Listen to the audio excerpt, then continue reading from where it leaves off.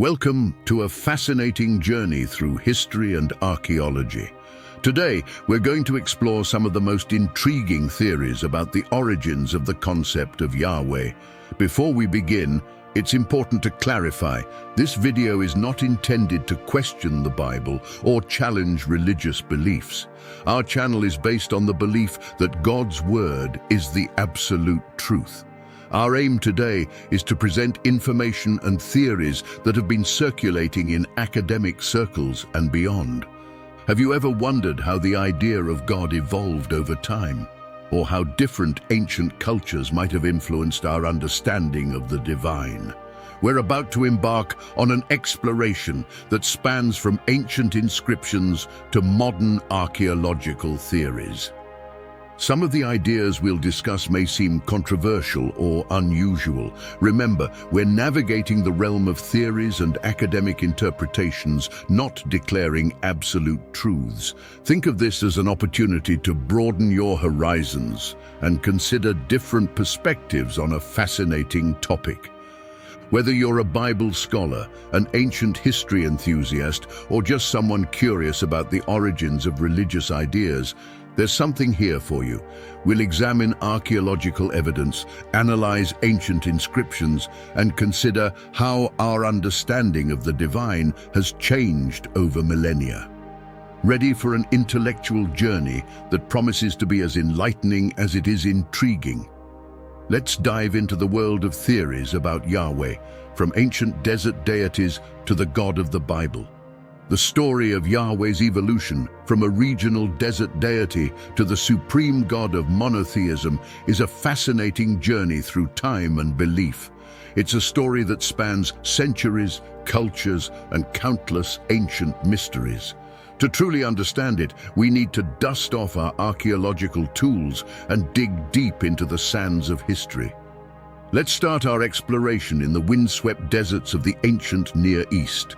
Here, among nomadic tribes and nascent civilizations, we find the earliest traces of a deity known as Yahweh.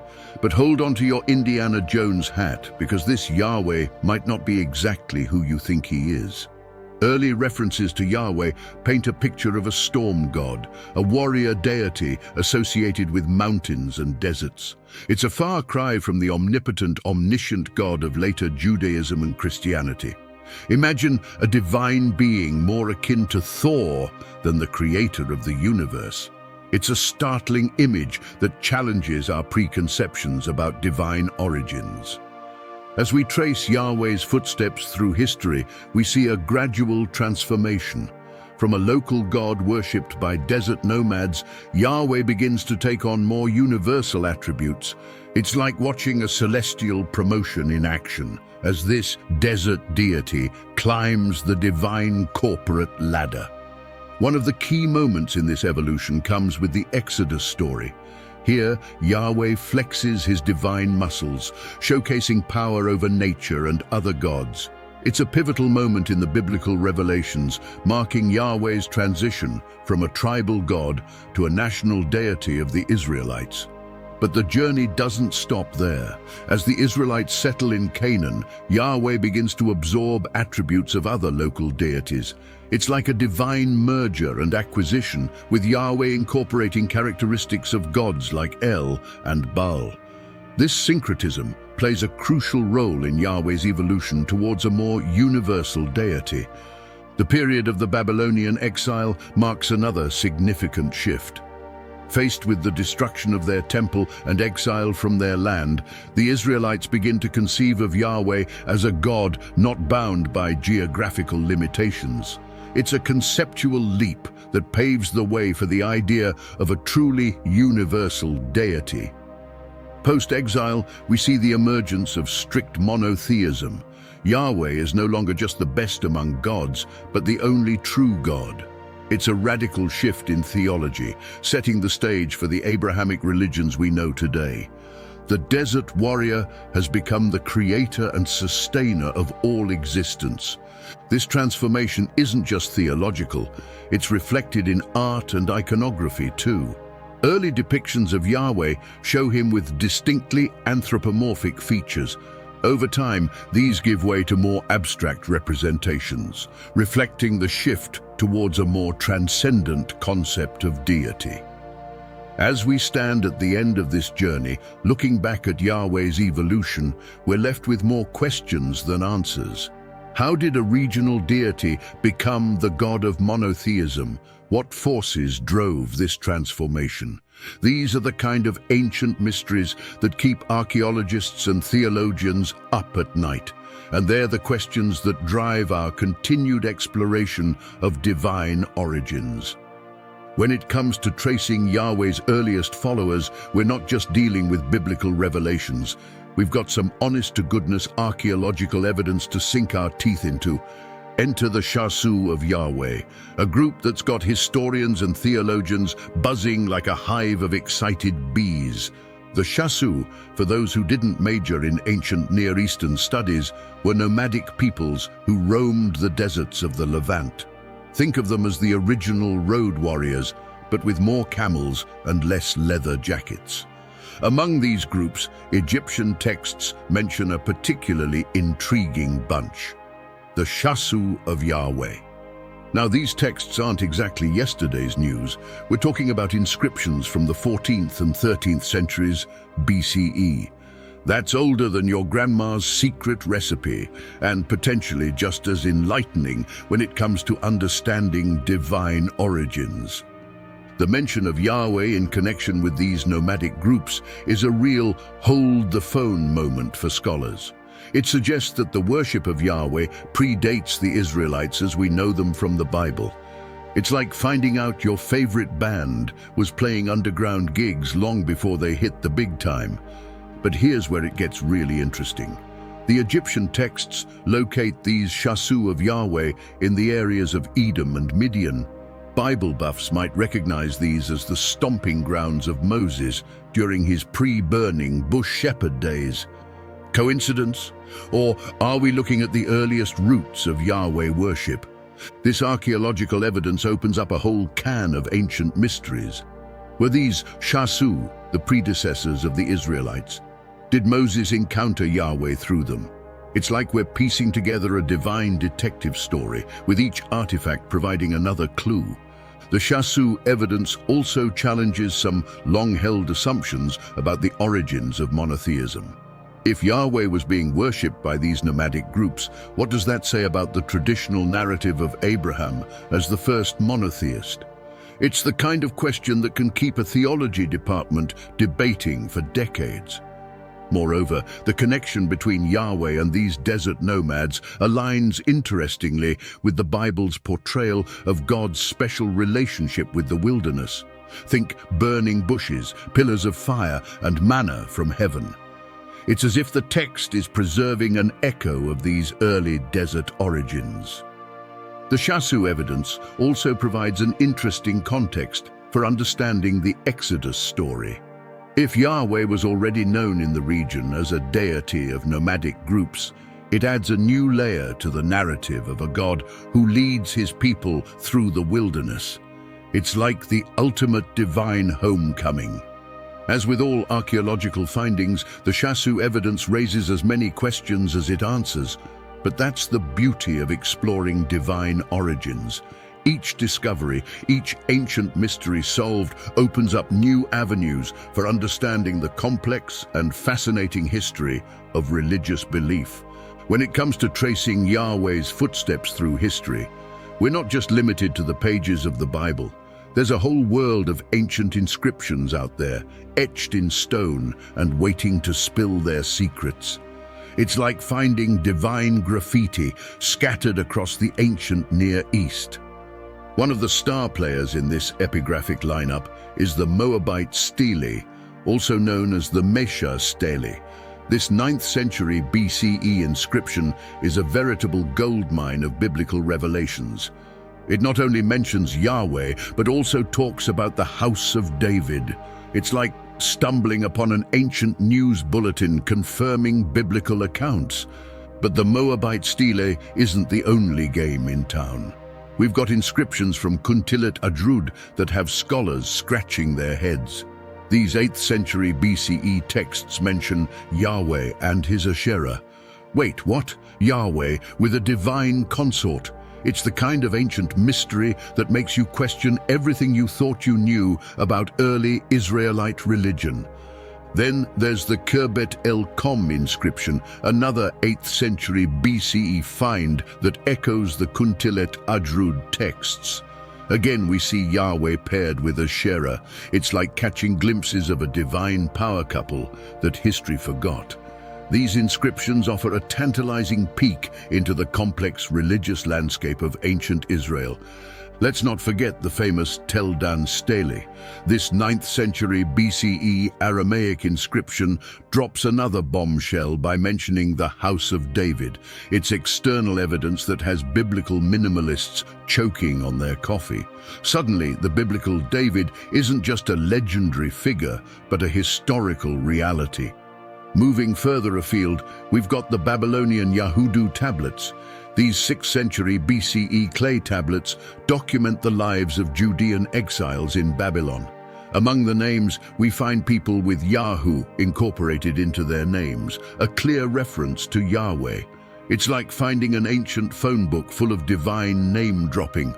In Egypt, the elephantine papyri give us another fascinating glimpse of Yahweh worship outside of Judah. These 5th century BCE documents reveal a Jewish community in Egypt worshipping Yahweh alongside other deities. It's a reminder that the journey to monotheism wasn't a straight line. Even in ancient Mesopotamia, we find traces of Yahweh. The Babylonian Talmud mentions Yahweh in a list of foreign gods. It's like finding Yahweh's name on an ancient guest list, rubbing shoulders with the likes of Marduk and Ishtar. These inscriptions paint a picture of Yahweh's influence spreading far beyond the borders of ancient Israel. From Egypt to Babylon, we find traces of Yahweh worship. It's a testament to the far-reaching impact of this deity, long before the rise of Judaism and Christianity as we know them. Each of these ancient inscriptions adds another piece to the puzzle of Yahweh's origins and evolution. They challenge our assumptions, raise new questions, and remind us that the story of divine origins is far more complex and fascinating than we might have imagined. It's like piecing together an ancient divine biography written in stone across the Near East. The journey from polytheism to monotheism is like watching a divine elimination game show where Yahweh emerges as the last deity standing. It's a transformation that's central to understanding the divine origins of Judaism and, by extension, Christianity and Islam. But this wasn't an overnight success story. We're talking about a process that took centuries. In the early days, Yahweh was just one player in a crowded Canaanite pantheon. Picture a divine cocktail party with El as the host, Baal bringing the thunder, and Yahweh as the new kid on the block. These ancient mysteries of divine social dynamics set the stage for a cosmic shake-up. As the Israelites began to coalesce as a distinct group, Yahweh started to gain prominence. It's like watching a celestial underdog story unfold. Yahweh, once a minor desert deity, begins to absorb the attributes of other gods. El's creator status? Yep, Yahweh'll take that. Baal's storm god powers? Don't mind if he does. The Exodus story marks a significant turning point in this divine transformation. Here, Yahweh flexes his muscles against the gods of Egypt. It's like a supernatural showdown, with Yahweh emerging as the undefeated champion. This narrative sets the stage for Yahweh's elevation to national god status. But don't think this was a smooth transition. The Bible itself is full of stories about the Israelites flirting with other deities. It's like watching your friend keep going back to their ex despite your best advice. The prophets rail against this, insisting on exclusive loyalty to Yahweh. The Babylonian exile serves as a crucible for Israelite faith. Stripped of their land and temple, the people are forced to reconceptualize their relationship with Yahweh. It's in this period that we see a shift towards true monotheism. Yahweh isn't just the best God, he's the only God. Talk about a promotion. Post-exile, we see the emergence of strict monotheism. The other gods aren't just demoted, they're declared non-existent. It's a radical shift in theology that sets Judaism apart from its ancient Near Eastern neighbors. Yahweh has gone from being one among many to being the one and only. This transformation isn't just theological, it's reflected in the way Yahweh is depicted and understood. Give way to more abstract concepts. The warrior god of the desert becomes the It's like watching a divine makeover in slow motion. The shift to monotheism also changes the way people relate to the divine. Instead of different gods for different needs, Yahweh becomes the one-stop shop for all divine interactions. Need rain? Ask Yahweh. Victory in battle? Yahweh's got you covered. It's a totalizing view of deity that reshapes the entire religious landscape. As we trace this divine transformation, we're left with some big questions. How did this process unfold? What drove it? And what does it tell us about the nature of religious belief? These are the kind of biblical revelations that keep scholars debating and truth seekers digging deeper into the fascinating world of divine origins. Let's brace ourselves, because we're about to venture into some seriously controversial territory. We're talking Yahweh and the Anunnaki, a topic that's sure to raise eyebrows and spark debates. It's like mixing oil and water or pineapple on pizza. Not everyone's going to agree, but it's certainly thought-provoking. For those not in the know, the Anunnaki are ancient Mesopotamian deities, often associated with the Sumerian pantheon. But in recent years, they've become the stars of some pretty wild ancient mysteries theories. Some folks suggest these weren't just gods, but extraterrestrial beings who influenced early human civilization. Talk about ancient aliens. Now here's where it gets really intriguing. Some theorists have drawn parallels between Yahweh and the Anunnaki. They point to similarities in the creation stories, the concept of divine beings interacting directly with humans, and the idea of a celestial realm.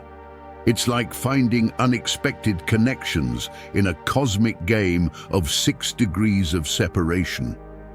One of the key points of comparison is the Elohim concept in the Hebrew Bible. Elohim is a plural form, which has led some to suggest it refers to a group of divine beings, much like the Anunnaki. It's the kind of linguistic quirk that makes you go, and start connecting celestial dots. Then there's the whole created in their image bit from Genesis.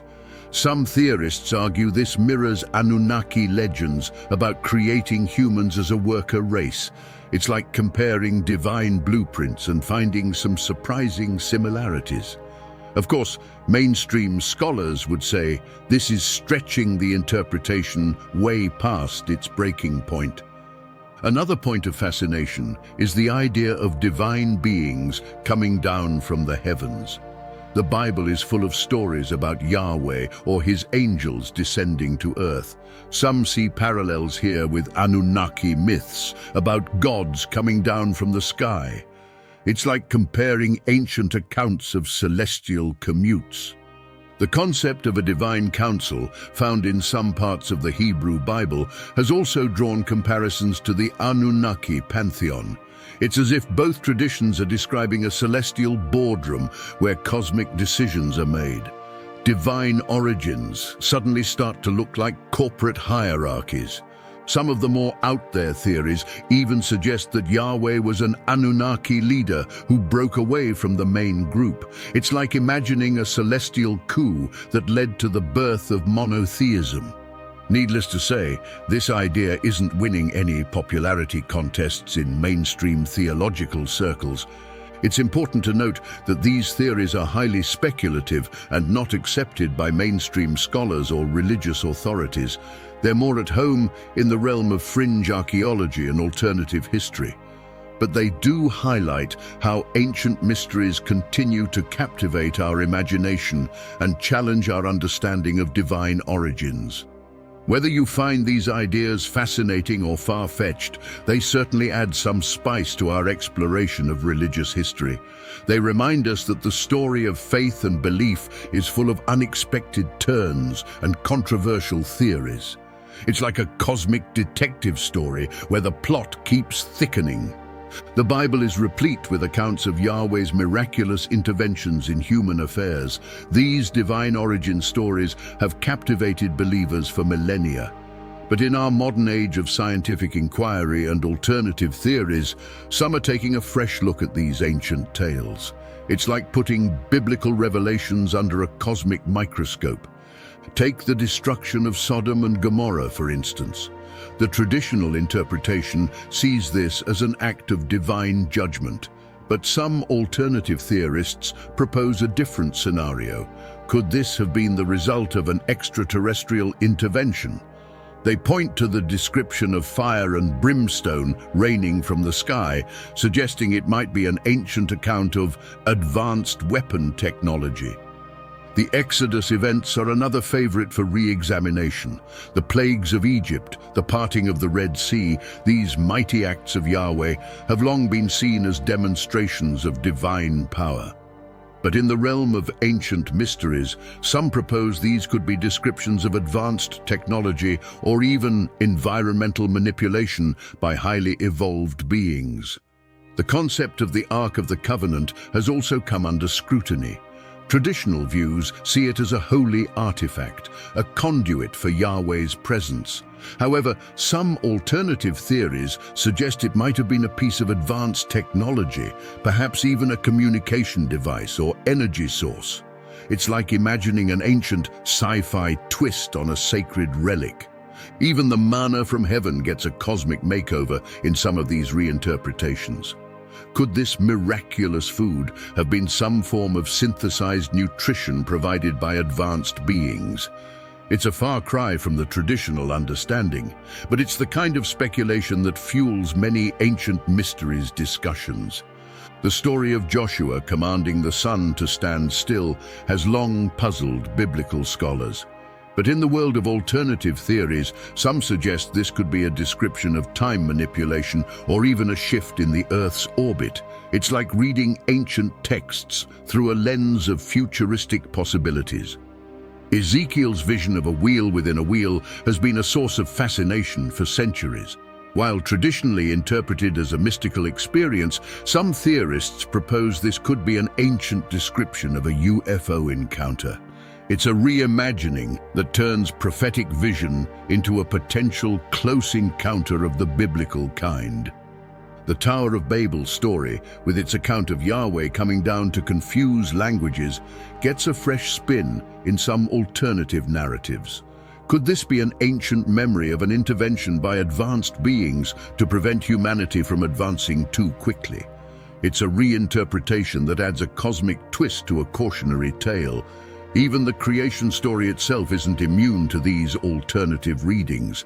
Some propose that the 6 days of creation could be a simplified account of a complex terraforming process carried out by advanced extraterrestrial beings.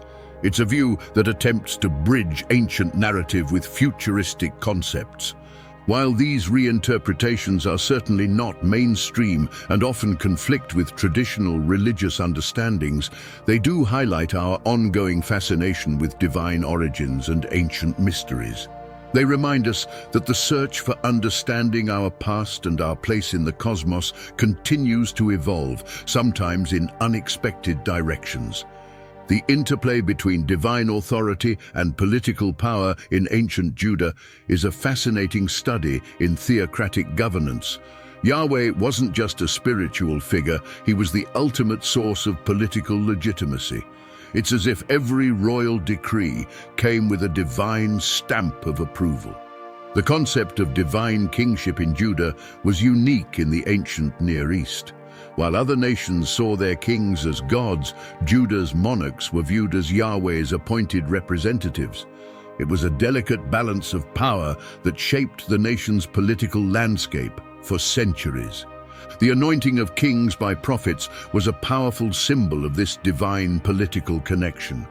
When Samuel anointed Saul and later David, it wasn't just a coronation, it was a divine origin story playing out in real time. It set the stage for a complex relationship between prophets, kings, and Yahweh that would define Judean politics. Prophets played a crucial role in this theo-political drama. They weren't just spiritual leaders, they were the voice of Yahweh in the political sphere. When prophets like Nathan confronted kings like David, it was more than a moral rebuke. It was a check on royal power endorsed by divine authority. The temple in Jerusalem became the focal point of this divine political nexus. It wasn't just a place of worship, it was the seat of Yahweh's earthly presence and a symbol of national identity. Kings who neglected the temple or allowed other cults to flourish often faced prophetic condemnation and political instability. The concept of covenant played a significant role in Judean politics. The idea that Yahweh had a special agreement with Israel shaped foreign policy and internal governance. It was like having a divine constitution that kings and people alike were expected to uphold. Biblical revelations often had direct political implications. When prophets received visions or messages from Yahweh, it wasn't just spiritual guidance. It often included directives about alliances, wars, and domestic policies. Divine will and political strategy were intricately intertwined. The fall of the northern kingdom of Israel was interpreted as divine judgment, reinforcing the importance of loyalty to Yahweh in Judean politics. It served as a powerful cautionary tale for Judean kings, reminding them of the political consequences of straying from Yahweh's path. Reforms, like those of Hezekiah and Josiah, weren't just religious movements. They were political revolutions backed by divine authority. These kings used their alignment with Yahweh's will as a means to centralize power and reshape the nation's identity. Even in exile, the concept of Yahweh's sovereignty shaped Jewish political thought. The idea that Yahweh could use foreign kings like Cyrus as his instruments introduced a new dimension to understanding divine involvement in political affairs. It was a theological adaptation that allowed for hope and resilience in the face of national catastrophe. In our era of space exploration and sci-fi blockbusters, ancient religious narratives are being re-examined through some pretty unorthodox lenses. The concept of Yahweh, once solely the domain of theologians and religious scholars, is now being scrutinized by proponents of ancient astronaut theories. It's like watching a cosmic collision between faith and fringe science. These alternative interpretations often start by questioning the divine origins of biblical accounts. What if, they ask, the mighty acts of Yahweh weren't miraculous interventions, but advanced technological demonstrations? It's a perspective that turns biblical revelations into potential extraterrestrial encounters. The idea of Yahweh as an extraterrestrial being is, unsurprisingly, controversial. Proponents argue that ancient peoples, lacking the vocabulary to describe advanced technology, used religious language instead. In this view, Yahweh's appearance in a pillar of fire becomes a description of some sort of spacecraft. Ancient mysteries, like the construction of megalithic structures, often get roped into these theories. The argument goes, if ancient humans couldn't have built these without help, perhaps they had divine, or rather extraterrestrial, assistance. It's a leap of logic that tries to connect archaeological puzzles with biblical narratives. The concept of divine election gets a sci-fi makeover in these theories. Instead of spiritual chosenness, some propose that the Israelites were part of some grand extraterrestrial experiment or breeding program. It's a reimagining that turns sacred history into something akin to a cosmic laboratory report. Even the Ten Commandments aren't immune to this reinterpretation. Some theorists suggest they might have been a set of guidelines left by advanced beings to help human civilization develop. It's a view that transforms religious law into a sort of extraterrestrial user manual for humanity. These theories often point to the anthropomorphic descriptions of Yahweh in early biblical texts. They argue that these human-like qualities make more sense if Yahweh was a flesh and blood extraterrestrial rather than a transcendent deity. It's an interpretation that tries to bridge the gap between the physical and the metaphysical. The evolution of Yahweh from a regional deity to a universal God is sometimes seen through this lens as a gradual revealing of an extraterrestrial's true nature and power. It's a narrative that attempts to align religious development with a supposed gradual disclosure of alien presence. While these theories are firmly rejected by mainstream scholars and religious authorities, they've gained a significant following in popular culture. Books, TV shows, and online communities dedicated to these ideas have proliferated, showing a persistent fascination with alternative explanations for religious origins. For many, these theories provide a way to engage with religious narratives without necessarily accepting traditional faith claims. It's a modern attempt to demystify the divine, to bring the supernatural into the realm of the potentially scientifically explainable. Whether seen as harmless speculation or dangerous misinterpretation, these ideas continue to captivate the imagination of many in our space-age world. As we wrap up our exploration of these fascinating theories about Yahweh's origins, it's important to remember that our journey through history and archaeology is never truly finished. Each discovery, each new interpretation, opens up new avenues for understanding our past and our beliefs. What aspects of this exploration resonated most with you? Perhaps it was the archaeological evidence of early Yahweh worship, or the intriguing parallels drawn between ancient Near Eastern deities. Whatever captured your imagination, we encourage you to continue your own research and reflection. Now here's a thought to ponder. How might a deeper understanding of the historical context of our beliefs enrich our spiritual lives today? Share your thoughts in the comments below. Your insight could spark a fascinating discussion. Speaking of enriching our spiritual lives, many of us struggle to maintain a vibrant faith in today's fast-paced world. If you're looking for practical ways to deepen your connection with God, you might find our ebook, 30 Habits to Draw Closer to God, helpful. This isn't just another self-help guide. It's a carefully crafted roadmap, inspired by timeless wisdom and modern insights, designed to help you cultivate a more meaningful relationship with the divine. Whether you're intrigued by the historical Yahweh or devoted to the God of your personal faith, these habits can help you on your spiritual journey. Imagine transforming your daily routine into a powerful tool for spiritual growth. Picture the peace and clarity that comes from a deeper understanding and connection with the divine. Our ebook offers clear, actionable steps to revitalize your faith and find purpose in a world that often feels chaotic. Check out 30 Habits to Draw Closer to God in the comments section. It could be the first step towards the spiritual transformation you've been seeking.